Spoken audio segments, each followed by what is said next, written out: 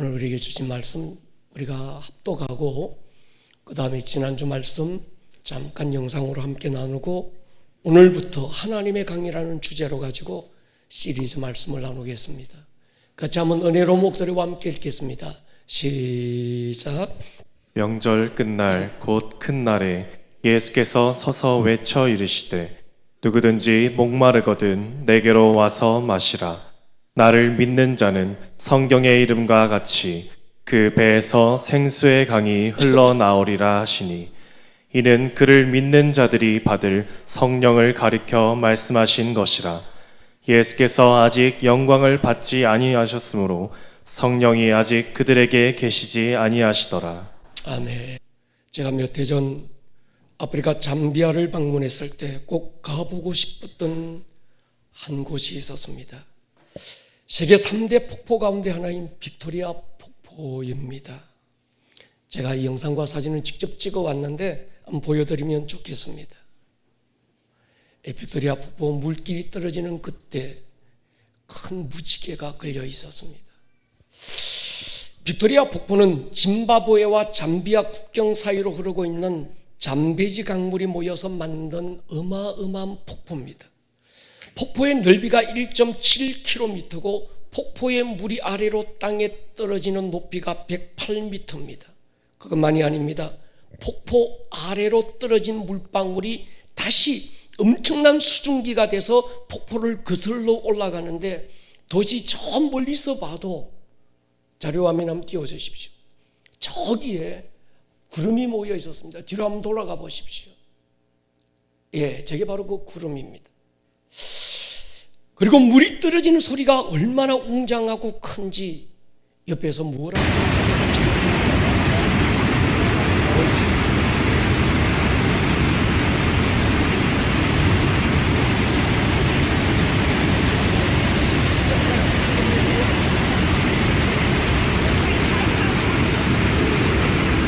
제가 지금까지 아름다운 자연 경관을 참 많이 보았는데 이 빅토리아 폭포만큼 아름답고 웅장한 멋진 곳을 보지 못했습니다. 아마 저와 함께 그때 동참했던 선교팀들은 그 웅장한 장관 앞에서 완전 압도되고 말았습니다. 제가 그 빅토리아 폭포에서 생각한 게 있어요. 요한이 밤모라는 섬에서 마지막 때 일어날 일에 대한 계시를 받을 때 하나님의 음성을 듣게 되지요. 근데 요한은 그때 들었던 하나님의 음성이 많은 물소리와 같았다 이렇게 고백합니다. 계시록 한번 보십시오. 1장 15절에 보면요. 같이 한번 읽을게요. 시작. 그의 발은 풀무불에 단련한 빛난 주석 같고 그의 음성은 많은 물소리와 같으며. 예, 요한이 밤모섬에서 마지막 때 일어날 그 일에 대한 하나님의 음성을 들었는데 그 음성이 많은 물소리, 아마 이 빅토리아 폭포에서 떨어지는 물소리보다 훨씬 더 웅장하고 큰 소리에 아마 요한은 압도돼서 그 자리에서 쓰러지고 말았던 겁니다. 빅토리아 폭포도 장관이었지만 그 폭포로 흐르고 있는 잠베지 강은 정말 아름다웠습니다. 한번 자료화면 한번 띄워봐 주십시오. 제가 직접 찍어왔던 사진입니다. 여러분, 성경에는 강에 대한 이야기가 참 많이 나옵니다. 하나님의 천지 창조 사역은 인간을 창조하시는 것으로 절정을 이루고 창조하신 인간을 에덴 동산 안에 두십니다. 그리고 에덴 동산을 소개하실 때 4개의 강에 대한 이야기를 하세요. 여러분, 창세기를 잘 읽어보면 하나님께서 에덴 동산을 만드시고 그 에덴 동산에 대한 소개가 딱 3가지밖에 없습니다. 에덴 동산에 많은 짐승들, 많은 아름다운 것들이 있었음에도 불구하고 그 모든 것들은 침묵하고 에덴 동산은 3가지를 설명합니다. 첫 번째, 하나님께서 만드신 아담과 하와를 에덴 동산 안에 두셨다는 것. 두 번째는 그 에덴 동산 가장 중앙에 선악과를 두셨다는 것. 그리고 3번째, 마지막이 하나님께서 그 에덴 동산에서부터 시작된 4개의 강물을 소개합니다. 비손, 기온, 히데겔, 유브라데 이 4개의 강이 에덴 동산에서 시작해서 온 세상을 흘러 세상을 살리는 근원이 되었다. 요 3가지가 에덴 동산에 대한 설명의 전부입니다. 이 말은 이 3가지가 에덴 동산의 핵심이라는 라는 말 아닐까요? 2장 10절에 보면요, 강이 에덴에서 흘러나와 동산을 적시고 거기서부터 갈라져 내 근원이 되었다. 에덴에서 흘러나온, 그래서 세상을 살리는 젖줄이 되었던 네 개의 강물은 십자가 위에서 우리 구주 예수 그리스도의 옆구리로부터 터져나와 죽은 세상을 살리기 시작했습니다. 요한복음 19장 보면요, 그중 한 군인이 창으로 옆구리를 찌르니 곧 피와 물이 나오더라. 에덴 동산에서 흘렀던 그 네 개의 강물, 비손, 기온, 히데겔, 유브라데 강이 온 세상을 살리는 젖줄이 된 것처럼 그 흘렀던 그 강물이 우리 주 예수 그리스도의 옆구리로부터 터져 흘러서 오고 오는 수많은 세대를 살리는 생명의 젖줄이 되었던 거지요. 예수님께서 아버지께로 가셔서 보내신 성령님은 오늘도 믿는 성도들에 비해서 생수의 강이 되어 흐르고 있습니다. 요한복음 7장 보십시오. 같이 한번 읽겠습니다. 시작. 명절 끝날 곧 큰 날에 예수께서 서서 외쳐 이르시되 누구든지 목마르거든 내게로 와서 마시라. 나를 믿는 자는 성경의 이름과 같이 그 배에서 생수의 강이 흘러나오리라 하시니 이는 그를 믿는 자들이 받을 성령을 가리켜 말씀하신 것이라. 아멘. 에덴 동산에서 흘러나왔던 네 개의 강물이 온 세상을 살렸고 그 강물은 우리 주 예수 그리스도의 옆구리로부터 터져 흘러서 죽은 영혼들을 살렸습니다. 그리고 그 강물은 성령님께서 믿는 자 안에서 또 하나 살리는 생수의 강이 되어 흐르기 시작하며 천국의 문을 열었고 지옥의 문을 닫았습니다. 이 성령님의 생수는 모든 믿는 자들의 목마름을 해결하기에 충만했습니다. 그 강물은 거기서 그치지 않고 또 흐르기 시작합니다. 그래서 마지막 때 수정같이 맑은 생명수 강이 되어서 하나님과 어린 양의 보좌로부터 흘러나오고 있었습니다. 요한계시록 22장을 보십시오. 1절 2절에 보면 또 그가 수정같이 맑은 생명수의 강을 내게 보이니 하나님과 및 어린 양의 보좌로부터 나와서 길 가운데로 흐르더라. 강 좌우에 생명나무가 있어 12가지 열매를 맺되 달마다 그 열매를 맺고 그 나무 잎사귀들은 만국을 치료하기 위하여 있더라. 성경은 창세기 1장부터 강에 대한 이야기로 시작해서 강으로 흐르다가 마지막 때 요한계시록 마지막 부분에서 또 강으로 종결되고 있는 겁니다. 성경의 역사만 아니라 모든 생명은 강에서 시작됩니다. 모든 살아있는 생명은 강을 중심으로 모이고 강을 중심으로 발전합니다. 세계 4대 문명의 발상지 모두 강을 중심으로 시작이 되었습니다. 세계 모든 큰 도시는 강을 끼고 있는 거지요. 우리가 살고 있는 대한민국은 서울에는 한강이 흐르고 있습니다. 제가 독일에 갔을 때 라인강의 아름다움을 보았습니다. 뉴욕에는 허드슨 강이 흐르고 있고 중국 베이징에는 콩강이 흐르고 있습니다. 강은 그 도시를 살리는 생명의 젖줄이 되어 흐르고 있는 거지요. 성경에서도 강은 생명의 근원을 뜻합니다. 강물은 하나님의 임재의 상징이고 성령님의 나타나심이고 강은 하나님의 은혜를 말하고 강은 부흥을 이야기하고 있고 강물은 치유와 회복을 상징하고 있는 거지요. 에스겔서 47장으로 돌아가 보면 에스겔 선지자가 어느 날 환상을 보게 됩니다. 하나님의 성전 문지방에서부터 물이 흘러나왔는데 물이 흘러나온 그 물이 처음에는 성전 안에서 발목을 적셨습니다. 그 물이 계속 불어나더니 무릎을 적셨습니다. 계속 불어나더니 허리를 적셨고 나중에는 가슴을 적셨고 더 불어나서 헤엄을 쳐야만 하는 큰 강물을 이루었습니다. 그 강물이 주의 성전에 그냥 고여 있는 것이 아니라 성전 문을 열고 뛰어 흐르더니 광야, 메마른 아라바 광야로 흘러가기 시작하면서 생명들이 살아나기 시작합니다. 강 주위에 나무가 자라고 열매를 맺기 시작합니다.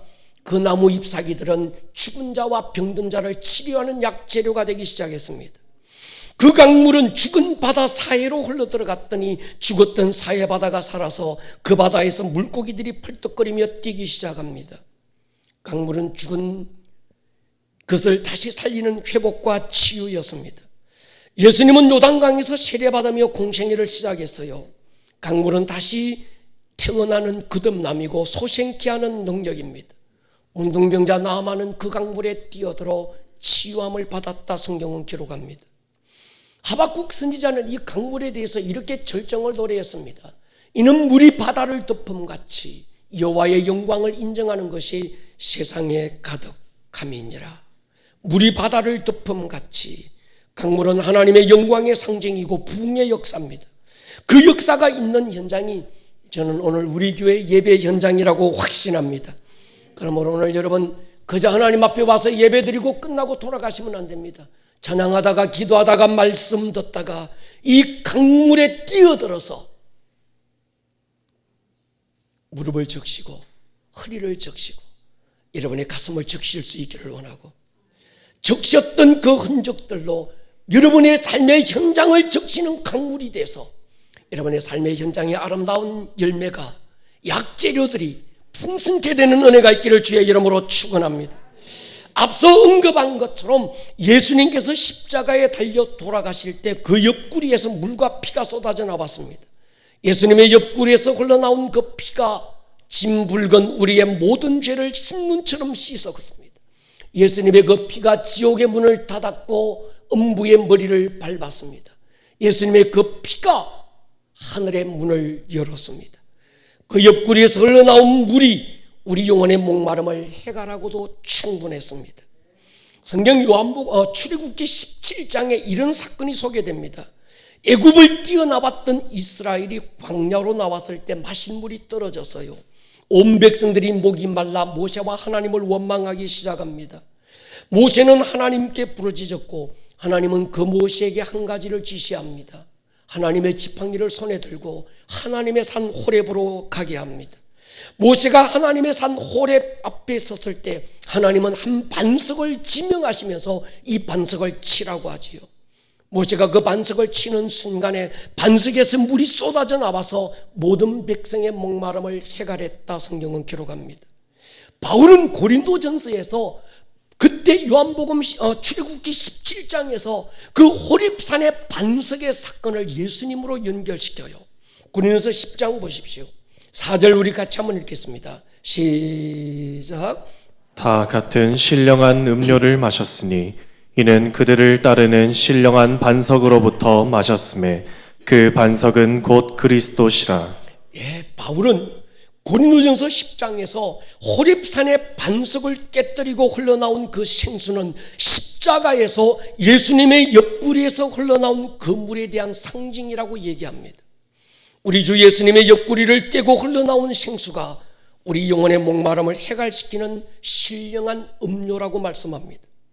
우리는 예수님의 피를 힘입어 은혜의 보좌 앞으로 나아갈 수 있는 담력을 얻었지만 그분의 옆구리에서 흘러나온 물을 힘입어 영혼의 소생함을 얻은 줄로 확신합니다.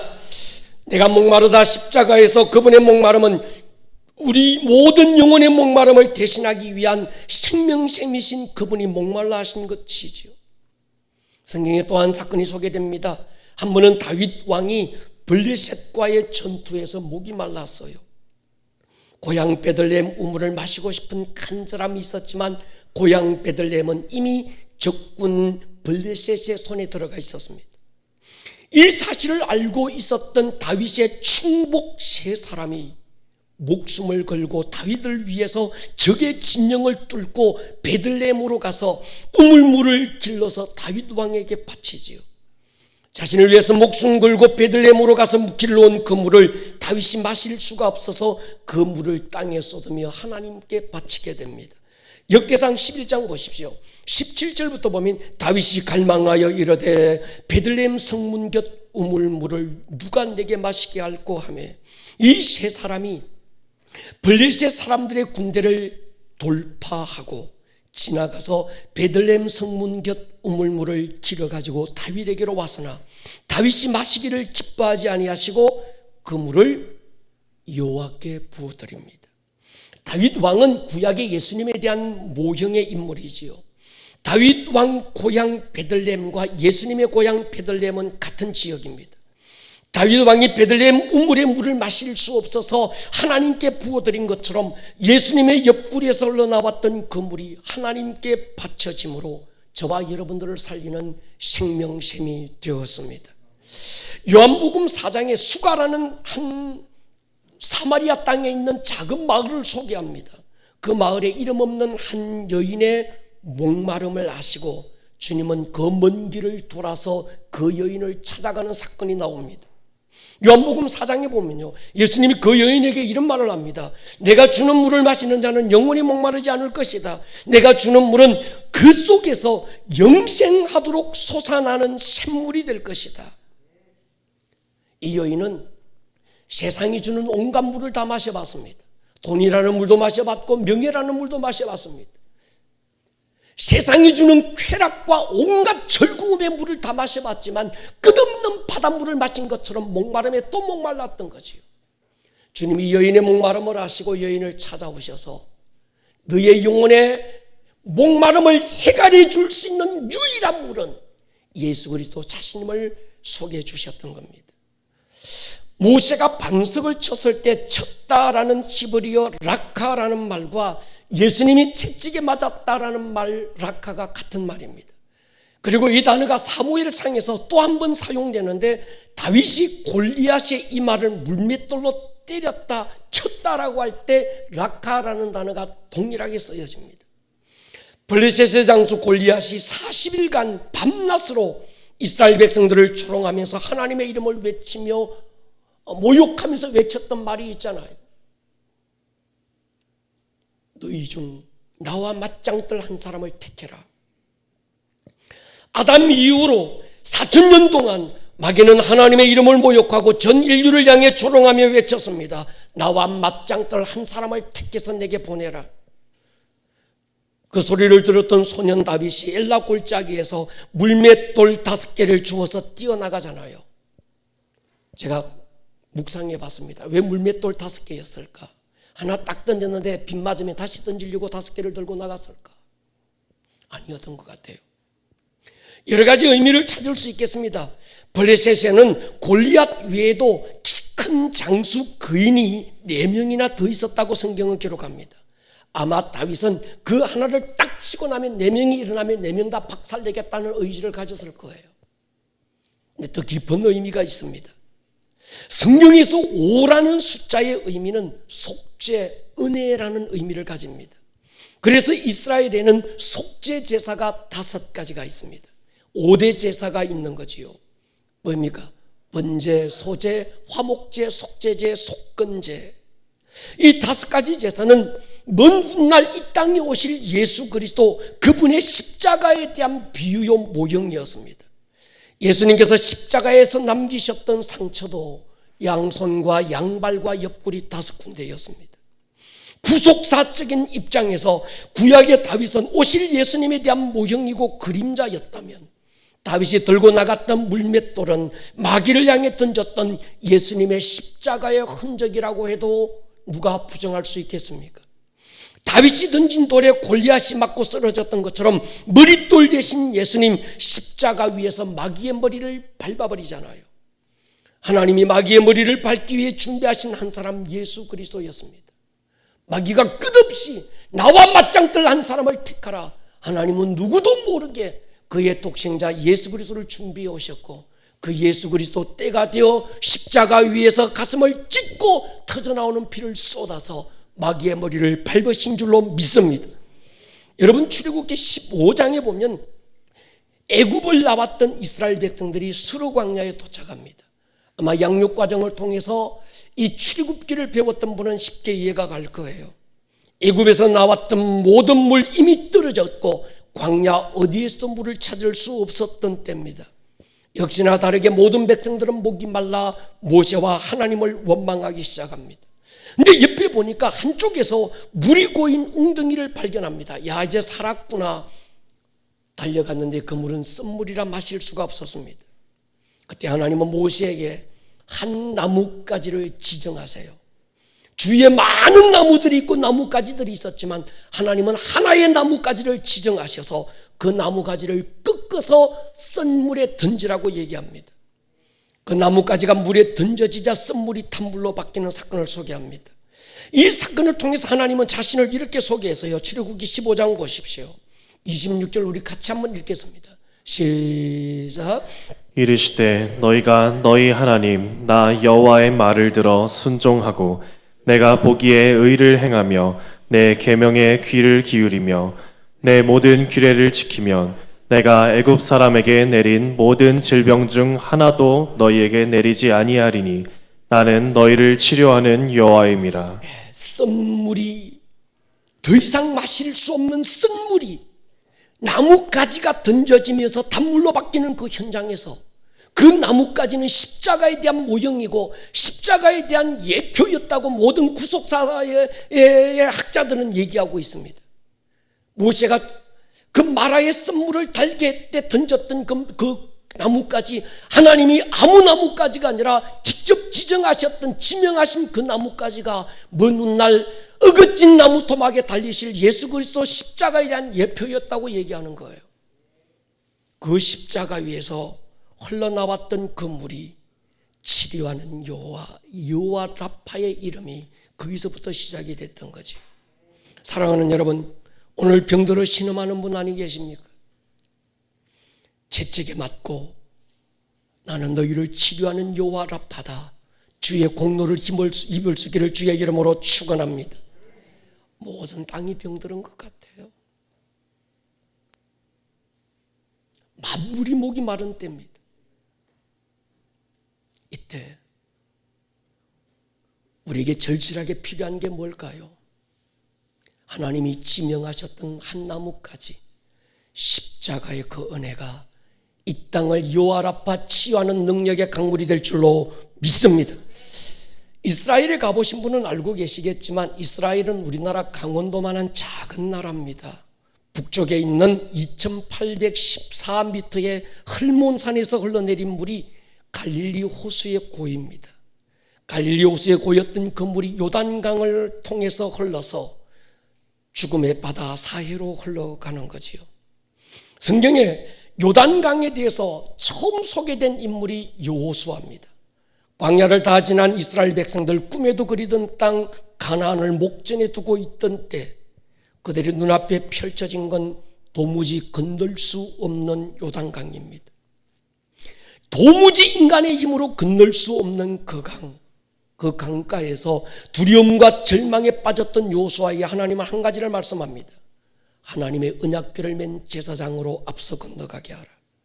여호수아 3장 11절에 보면요, 보라 온 땅에 주의 언약궤가 너희 앞에서 요단을 건너가고 있다. 하나님의 언약궤가 요단강에 들어서는 순간에 강물은 끊어져서 대로를 열고 말았습니다. 우리 예수님 세례받기 위해서 요단강에 들어가셨습니다. 세례는 죽음과 부활을 말하지요. 예수님이 요단강에 들어가셔서 물에 잠기셨다는 건 십자가 위에서 죽으셨다는 것을 뜻하고 그분의 죽음으로 우리가 살았다는 것 아니겠습니까? 여호수아 때 하나님의 언약궤가 요단강에 들어간 건 우리 예수님의 세례를 상징했고 그 세례는 곧 예수님의 십자가에 대한 상징이었습니다.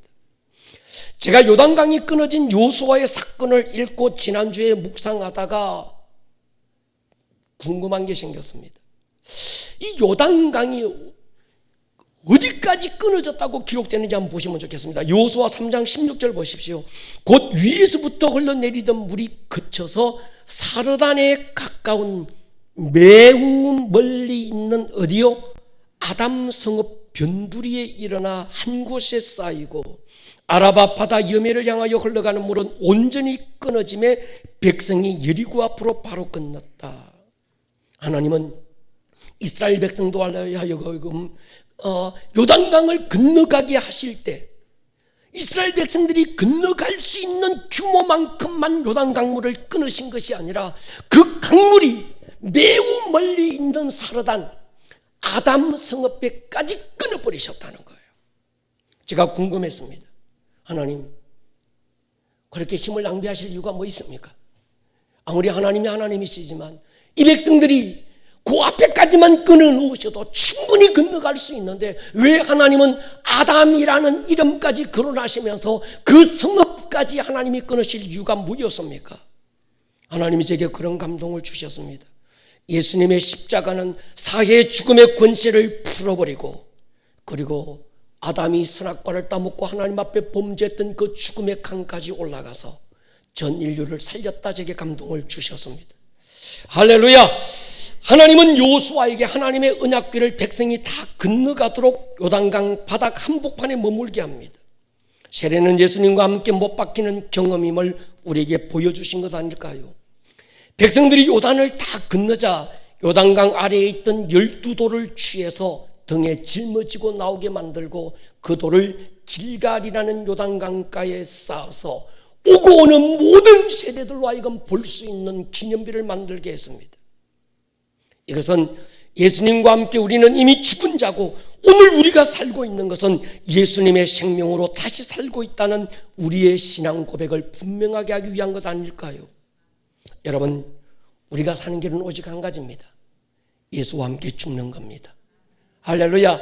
예수 그리스도를 상징하는 언약궤가 요단강물에 뛰어드는 그 순간부터 우리도 함께 뛰어들어서 그 십자가에 연합되어서 예수와 함께 죽는 길만이 우리가 다시 사는 유일한 희망인 줄로 믿습니다. 그렇습니다. 우리 예수님 달리셨던 십자가 그 위에서 아담 이후로 시작된 죽음의 강물은 멈추었고 생명의 강이 되어 사해로 흘러오고 있는 것이죠. 잠베지에 엄청난 강물이 흘러서 빅토리아 폭포에 떨어진 것처럼 십자가에서 흐르기 시작한 생수의 강은 오순절 성령의 폭포에서 떨어지면서 시간을 뛰어넘고 공간을 뛰어넘어 지금부터 2000년 전 오순절 마가의 다락방에서부터 지금까지 대한민국 이곳까지, 아니 더 나아가서 오고 오는 모든 세대까지 그 성령의 폭포수는 흐르게 될 줄로 믿습니다. 오늘 우리가 읽었던 본문의 말씀을 주의 깊게 한번 읽고 묵상하면 좋겠습니다.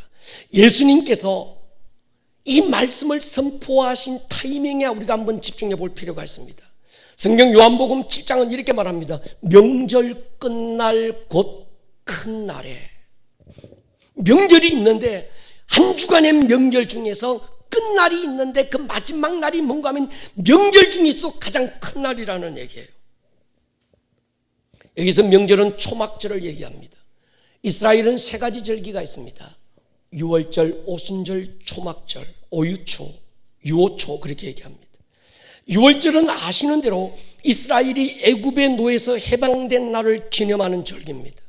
예수님께서 흘리신 피로 마귀에게 종되었던 우리를 해방시키신 십자가에 대한 예표가 유월절이면, 오순절은 그 다음부터 유월절 그 다음 날부터 50일이 되는 째 날을 오순절이라고 말합니다. 우리나라 추석과 같은 절기인데 추수에 대한 감사로 드려지는 감사의 절기입니다. 오순절에 성령님께서 초대교회에 강림하시면서 영적 추수에 대한 절기를 선포하신 거죠. 이 유월절과 오순절은 성경에 이스라엘의 늦은 비와 관련이 있습니다. 지난 금요 철야에 참석하셨거나 인터넷으로 예배에 동참했던 분들은 늦은 비와 이른 비에 대한 이야기를 들으셨을 거예요. 제가 이스라엘에 가니까 비가 오는데 사람들이 아무도 우산을 안 쓰는 거예요. 우리는 빗방울만 듣고 비가 올 것 같으면 바로 우산부터 챙기는데 그런 많은 비가 쏟아져도 우산 쓰는 사람 대한민국 사람 한 사람밖에 없습니다. 그래서 제가 물었어요. 비를 그렇게 맞고도 얼굴이 기쁘고 즐겁고 행복해서 막 춤을 추는 거예요. 그래서 제가 물었습니다. 당신들은 비 올 때 왜 우산을 안 쓰냐? 상승비가 아니라서 자신감이 있냐? 그러니까 그들이 하는 얘기입니다. 이스라엘은 아무 때나 비가 오는 게 아니라 1년에 딱 2번만 오는 거예요. 늦은 비와 이른 비가 오는 겁니다. 비는 그들에게 축복이고, 비는 그들에게 은혜고, 비는 그들을 향한 하나님의 사랑이라는 거예요. 하나님의 축복을 우리가 우산으로 가름하고는 안 된다는 겁니다. 그래서 그대로 만든다는 거예요. 여러분, 늦은 비는 봄이 시작되는 3, 4월에 내리는 비를 늦은 비라고 말합니다. 이른 비는 10월과 11월에 내리는 비입니다.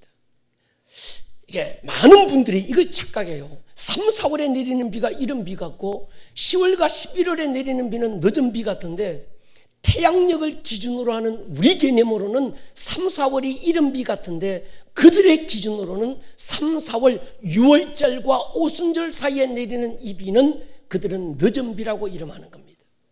자, 잊어버리지 않기 위해서 확인할 겁니다. 3, 4월에 내리는 비가 무슨 비라고요? 또 이른 비라고 하는 분 없습니까? 그러면 10월과 11월에 내리는 비는 그럼 무슨 비겠습니까? 이른 비가 되는 거죠. 늦은 비는 6월절과 오순절과 연관이 있고 이른 비 10월달 11월달에 내리는 비는 초막절과 관계가 있다고 지난 철야 때 그렇게 제가 강조를 했습니다. 우리나라는 3, 4월이 되면 봄에 씨를 뿌리는데 이스라엘은 11월달 초막절이 지나면 씨를 뿌립니다. 우리나라에서 씨를 뿌리는 이른 봄에 내리는 봄비는 뿌린 씨앗이 싹을 내는데 아주 중요한 것처럼 이스라엘에서 11월 달에 내리는 이른 비도 아주 중요한 거지요. 3, 4월에 내리는 늦은 비는 곡식이 자라게 하는데 아주 중요한 역할을 합니다. 그런데 이 초막절의 하이라이트는 초막절 한 주간의 마지막 날, 그날이 큰 날입니다. 이때 모든 초막절 행사의 마지막 절정이 뭔가 하면 그 이스라엘 예루살렘 성 바깥에 기혼이라고 하는 한 도시가 있고 작은 마을이 있는데 그 작은 마을에 실로암이라고 하는 못이 하나 있습니다. 그곳 물을 길러다가 대제사장이 제단에 물을 확 끼얹어요. 그러면서 초막절이 끝납니다. 예수님께서 성령님에 대해서 말씀하실 그 타이밍이 바로 오늘 이 초막절 마지막 큰 날 그 절정의 때입니다. 초막절의 기쁨과 감사의 축제가 한참 무르익어가고 있었습니다. 사람들은 기쁨과 감사로 춤을 추며 제사를 드리고 있을 때 이제 하이라이트 이벤트인 실로암 못에서 길러왔던 그 물을 제사장이 번제단 위에 쏟아 부으려고 할 때 주님이 갑자기 일어나셔서 소리를 질렀습니다. 내가 바로 생수의 강인 실로암이다. 이제 잠시 후에 십자가 위에서 물과 피를 쏟아서 하나님의 제단에 나의 피를, 나의 물을 쏟아 부을 것이다. 내 배에서 흘러나온 생수의 강이 모든 영혼들에게 마시게 될 것이다. 누구든지 목마르거든 내게로 와서 마셔라. 나를 믿는 자들은 그 배에서 성령의 생수의 강이 흐르게 될 것이다 선포하셨습니다.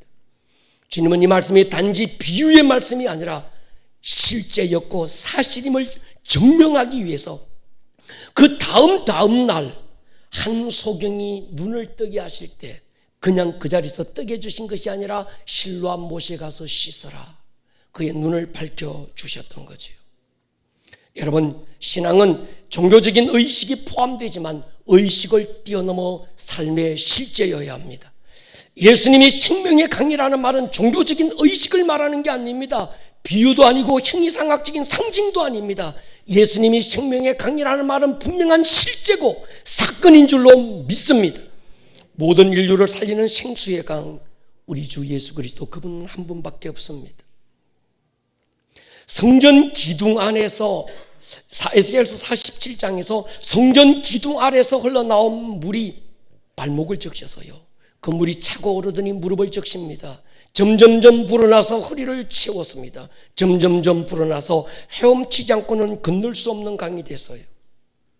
그 물이 성전 안에만 고여 있는 것이 아니라 성전 문을 열고 물이 흐르기 시작하더니 아라바 메마른 광야로 흘러가기 시작했습니다. 메말랐던 광야가 살아났습니다. 그 사막에 엄청난 과일들이 열매를 맺기 시작하는데 어떻게 말하는가 하면 매 달마다 열매를 맺기 시작했대요. 그리고 요한계시록 22장 우리가 아까 전에 읽었던 그 하나님의 어린 양의 보좌로부터 나왔던 그 강물 또한 매 달마다 열매를 맺기 시작했다고 그랬습니다. 그 강물이 죽음의 바다 사해로 들어갔을 때 도무지 살 수 없던, 생명이 존재할 수 없었던 죽음의 바다가 살아나기 시작했고 싱싱한 물고기들이 펄떡거리며 뛰기 시작했습니다. 저는 그런 생각을 해봤습니다. 주님이 마지막 때 그런 교회를 찾지 않으실까요?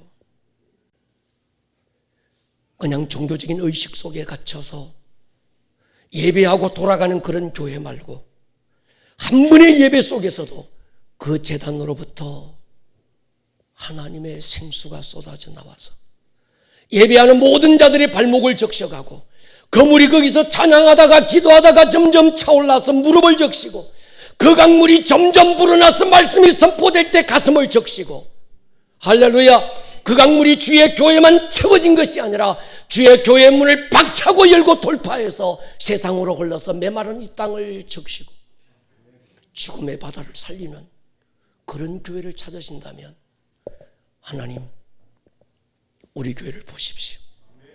할렐루야. 오늘도 인터넷이든 아니면 주의 교회에서 우리 함께 모여 예배하는 이 현장이든 주님 오늘도 드려지는 이 예배 가운데 이런 동일한 역사가 있게 하여 주시옵소서. 작금의 시대적인 상황을 보면서 저는 그런 생각을 했습니다. 우리의 목마름을 해소할 생수의 강은 누가 뭐라고 해도 교회를 통해서 흐르고 있다는 걸 부인할 수 없습니다. 예배를 통해서 흐르고 있다는 것도 부인할 사람은 아무도 없습니다. 예배는 생수의 강이 흐르는 강물입니다. 예배가 아니면 우리가 어디에 가서 이 목마름을 해결할 수 있단 말입니까? 하나님의 임재가 있는 예배의 현장이 아닌 다른 어떤 곳에서 우리의 이 목마름을 어디 가서 해결할 수 있을까요?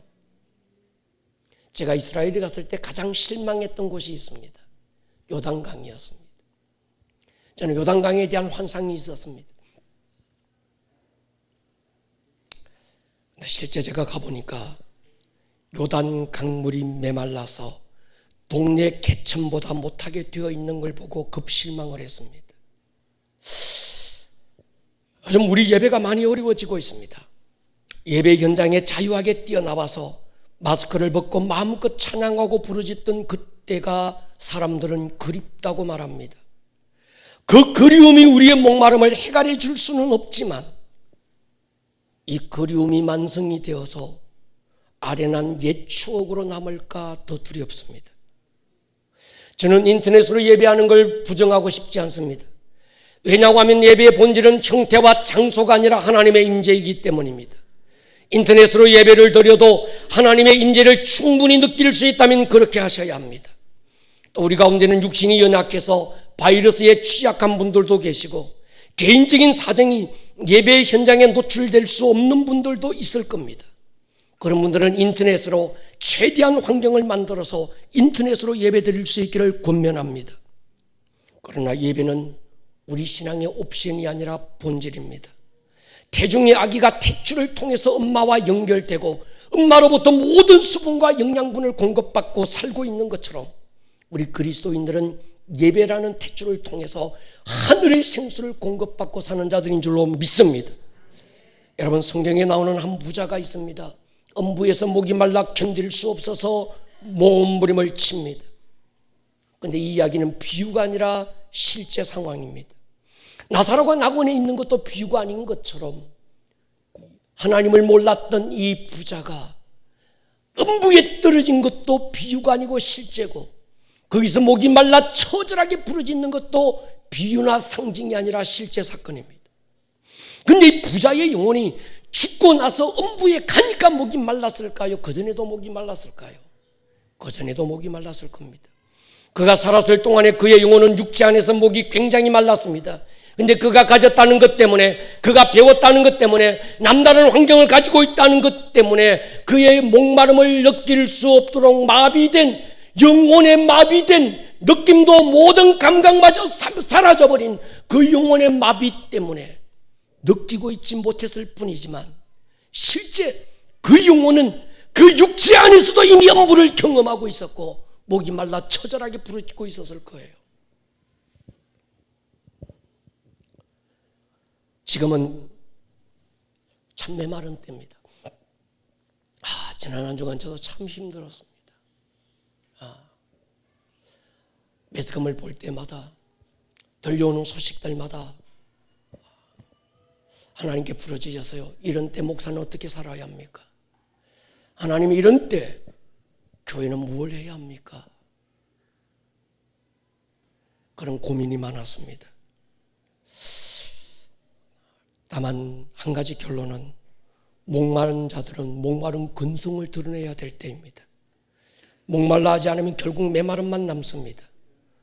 은혜의 강물이 흐르는 예배 현장을 사모해야 되고, 할렐루야, 흐르는 강물에 뛰어들 때 가장자리에서 물장구만 치고 놀지 마시고 더 깊은 예배, 더 뜨거운 기도의 자리에 뛰어들어서 우리의 영혼이 적셔버리고 적신 그 영혼의 발걸음이 머무는 곳곳마다 살아나는 역사가 있기를 주의 이름으로 축원합니다. 그럼에도 제가 확신하는 것은 지금이 영적 초막절이 분명하다는 겁니다. 지금이 가장 목마른 그때 주님은 초막절 끝날에 목마른 자는 내게로 와라 선포하셨던 것처럼 요한복음 7장에서 우리 주님이 선포하셨던 그 영적 추수의 초막절의 절정이 지금이라고 믿습니다. 예수님의 옆구리에서 터져 흘러내린 생수의 강은 성령의 강림으로 폭포수를 이루었지만 마지막 때인 지금은 엄청난 쓰나미가 되어 몰려올 줄로 저는 확신합니다. 그러면서 하나님이 제게 던져주셨던 어느 한 선지자의 선포를 기억하겠습니다. 학개서 2장입니다. 같이 한번 읽겠습니다. 시작. 또한 모든 나라를 진동시킬 것이며 모든 나라의 보배가 이르리니 내가 이 성전에 영광이 충만하게 하리라. 만군의 여호와의 말이니라. 은도 내 것이요 금도 내 것이니라. 만군의 여호와의 말이니라. 이 성전의 나중 영광이 이전 영광보다 크리라. 만군의 여호와의 말이니라. 내가 이곳에 평강을 주리라. 만군의 여호와의 말이니라. 학개 선지자가 살았던 그 시대 상황이 오늘 시대와 동일합니다. 그런 포로로 끌려가서 하나님을 마음껏 예배할 수 없는, 국가적으로 민족적으로 모든 것들이 제한받는 그때 모든 백성들이 목이 말라 하나님께 부르짖고 있던 그때 하나님은 학개 선지자를 통해서 몇 번이고 이 말이 학개 개인의 말이 아니라 하나님의 말씀이라고 하는 것들을 거듭 강조해 주시면서 선포하신 말씀이 있습니다. 내가 이 성전의 영광이 충만하게 하리라. 이 성전의 나중 영광이 이전 영광보다 클 것이다. 할렐루야. 저는 이 말씀을 붙들었습니다. 우리 교회 안에 메마른 때일수록 하나님의 영광은 충만할 줄로 믿습니다. 나중 영광이 이전의 어떤 영광보다 더 크게 될 줄로 믿습니다. 그럼에도 불구하고 우리 교회는 더 깊은 예배, 더 뜨거운 기도로 하나님 앞에 설 것입니다. 우리는 찬송의 옷을 입을 것이고 기쁨의 화관으로 머리를 쓸 것입니다. 특별히 우리 다음 세대들은 일어나서 하나님의 꿈을 향해서 열방으로 달려가게 될 것입니다. 병든 자들이 치유되고 마음이 상한 자들이 위로를 얻고 목마른 영혼들이 생수의 강에서 헤엄치고 하나님을 즐거워할 때가 지금이라고 확신합니다. 여러분, 주님 말씀하셔서요, 내게로 와서 마셔라. 설득이 아닙니다. 와주면 좋겠대. 한번 와볼래? 안 와도 괜찮은데 그냥 논의 한번 와봐라. 이 얘기가 아닙니다. 내게로 와라. 그리고 마셔라. 명령이죠. 한두 번으로 그치는 게 아니라 지속적으로 매일 예수님에게로 가서 그 생수를 마시라고 명령하고 있습니다. 성령님께서 완전히 나를 독점하실 때까지 우리는 매일 그분께로 가야 되고 예배의 자리로 달려가야 되고 그분을 마셔야 될 줄로 믿습니다. 이것을 다른 말로 성령 충만이라고 그러는 거예요. 주님 우리에게 말씀했어요. 너희 중에 누가 자식이 있는데 배고픈 자식에게 돌을 입에 집어줄 부모가 있겠느냐. 너희 중에 누가 자식이 고기 먹고 싶어 아버지께 손 내밀 때 그 아버지가 아들의 입에 독사를 한 마리 집어넣어줄 부모가 있겠느냐. 그리고 한마디를 던져요. 하물며 하늘에 계신 너희 아버지가 좋은 것 주지 않겠느냐. 사랑하는 여러분, 이미 반석은 십자가 위에서 쪼개졌습니다. 그리고 이미 성령님은 생수의 폭포가 되어 우리 가운데 흐르고 있고, 특별히 우리 교회 이 제단 아래에서 생수의 강이 흘러나오고 있습니다. 이제 이 강물이 저는 메마른 이 대지를 살리는 모든 위기가 하나의 충만한 하나님의 부흥의 기회가 되는 하나님의 역사의 한때를 보고 있습니다. 이런 때 우리가 더 기도하고 하나님의 강에 뛰어들어서 즐거워할 수 있기를 주의 이름으로 축원합니다. 제가 지난 한 주간 몇 번이고 이 찬양을 드리면서 참 깊은 은혜 속에 살았던 경험이 있습니다. 혼자서만 세상을 사는 듯이 주님이 멀어 보일 때가 있더라고요. 하나님 언제까지입니까? 하나님 어느 때까지입니까?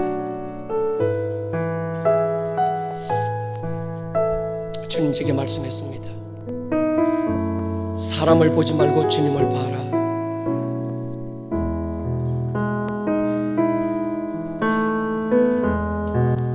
혼자서만 세상을 사는 도시 주가 멀어버리기만 할 때 우리는 바라보아야 하네. 우리에게 오셨던 그 주. 다시 한번 할까요? 혼자서만 세상을 사는 듯이 혼자서만 세상을 사는 것이 주가 멀어버리기만 할 때 우리는 바라보아야 하네. 우리에게 오셨던 선포할까요? 주님이 우리의 아픔을 나누시네. 가까이서 우리의 아픔에 공감하시네. 우리가 찾아오셨던 그 주님이 우리의 모든 상황에 처음부터 우리 다시 한번 나옵니다.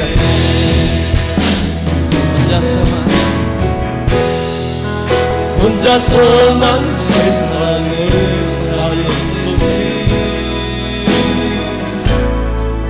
주가 멀어버리기만 할 때 우리는 바라보아야 하네.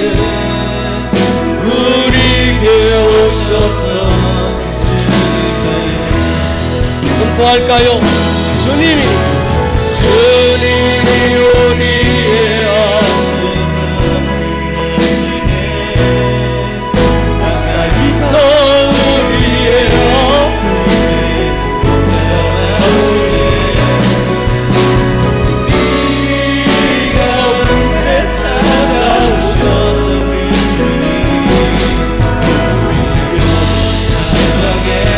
주님이 우리의 모든 아픔을 안겨주시네.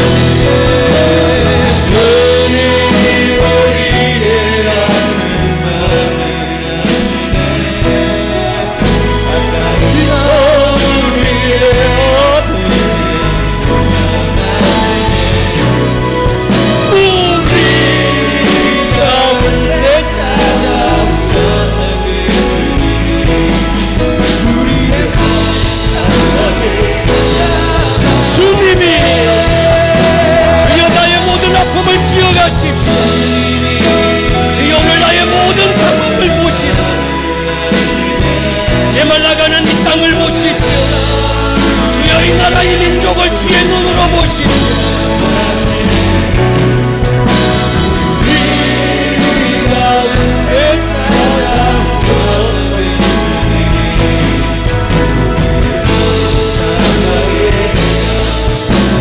우리의 모든 상황에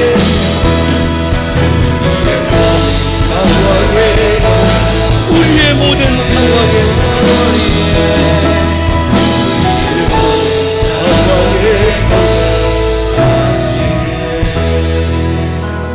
안중한 한번 들어보겠습니다. 우리 각자의 처한 상황은 다 다를 수 있습니다.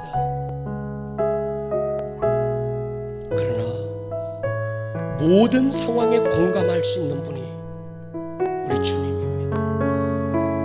공감만 하시는 것이 아니라 죽은 바다를 살리고 메마른 아라바 광야를 살리는 생수의 강이 그분입니다. 주님, 코로나19로 메마른 이 땅을 다시 적셔주십시오. 깨어있는 수많은 주의 종들이 나라와 민족의 죄를 짊어지고 죄를 뒤집어쓰고 철저하게 회개하고 있사오니 하나님이 나라의 민족을 긍휼히 여겨주십시오.